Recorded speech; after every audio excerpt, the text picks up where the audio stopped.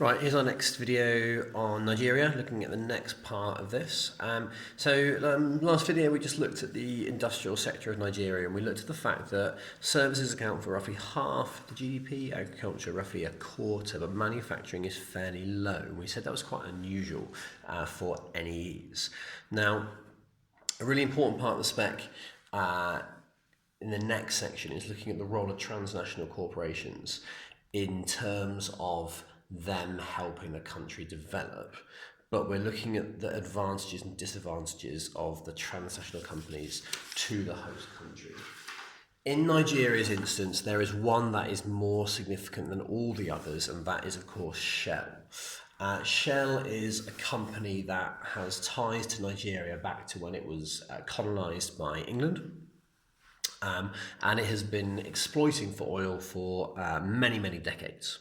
Now, this would lend itself to a really nice 9 marker evaluating the impacts of transnational companies on the country like Nigeria. Now, if we look at this, which is a map of oil fields in Nigeria, we can see just how much oil there is in that sort of Niger Delta. All around here, we've just got a huge number of oil fields. We've got a few over towards Lagos, but it really is a large source of oil, and this is the biggest source of revenue to the country of Nigeria. Now, TNCs often have a lot of negative impacts, but it should be noted that extracting oil, particularly when it's undersea, is an incredibly expensive thing. You have to find it using geologists, you then have to access it using expensive drilling equipment. You have to then transport it to the coast where it can be refined. You then have to ship it off in oil tankers. All of this costs a fortune. No NEE can afford to do that on their own. Very few developed countries can afford to do this, so they rely on the transnational company, who are phenomenally wealthy, to invest in the infrastructure, invest in the development, and do it. So it should be noted that someone like Nigeria could not extract any oil without someone like Shell doing it for them. So just be aware of that when you're critiquing a TNC.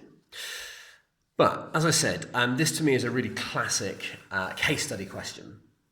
And I think it'd be a really nice 9 marker to answer. So if we're looking at the kind of questions that might be coming up about Nigeria, I think this is a really useful one to make sure you're sort of fairly familiar with. The benefits of transnational companies, the main benefit is the money they bring in. They create a huge number of jobs. They will pay some taxes to the country. They can develop the positive multiplier effect, where that they create jobs in one sector, but those people with money will be able to spend money in other industries, therefore sort of having a positive knock-on effect. So the money is the big thing. They create huge numbers of jobs, and often these jobs are far better paid. Most people in LICs are often stuck working in agriculture, which is very poorly paid. A TNC will bring you a job working for oil or manufacturing, and it's going to be a far better paid job.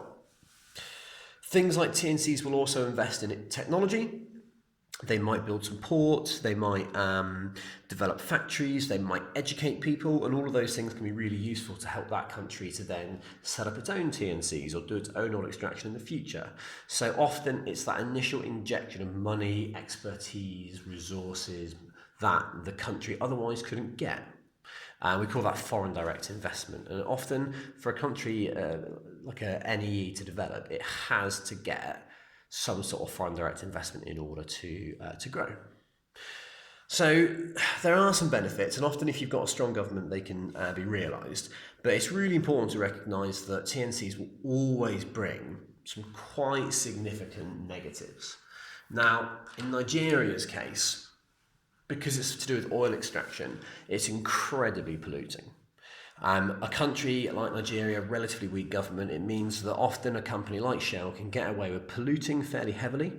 It can get away with damaging a lot of natural environment. It can often get away with treating the local people very poorly.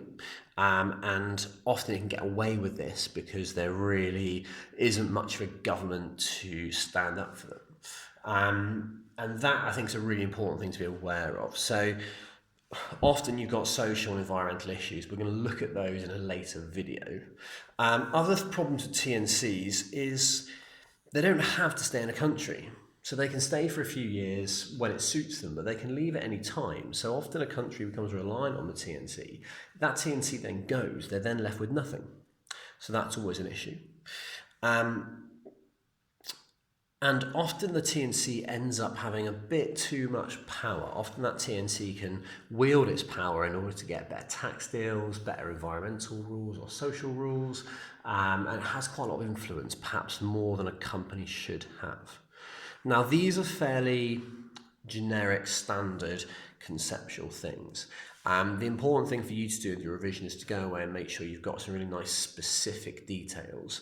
But again, we will revisit this and some of the specific details, some of the case study evidence in our fourth video on Nigeria, just so you've got some examples of some people and some sort of stats. But I think that's a really nice 9 marker there.